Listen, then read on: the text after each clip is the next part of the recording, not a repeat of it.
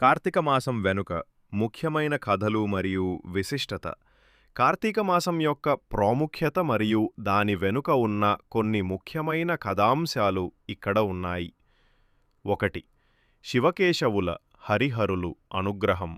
కార్తీక మాసం శివుడు, శివ మరియు విష్ణువు, కేశవుడు ఇద్దరికీ ప్రీతికరమైన మాసం.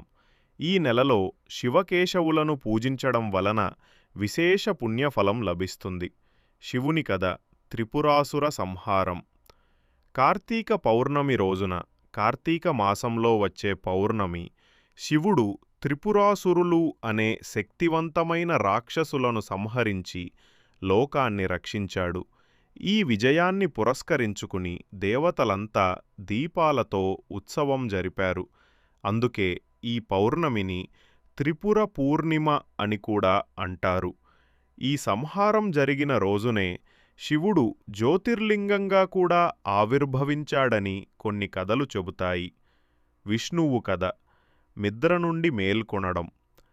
ఆషాఢశుద్ధ ఏకాదశి, తొలి ఏకాదశి రోజున యోగనిద్రలోకి వెళ్ళిన శ్రీ మహావిష్ణువు కార్తీక శుద్ధ ఏకాదశి, ప్రబోధిని ఏకాదశి రోజున మేల్కొంటాడు.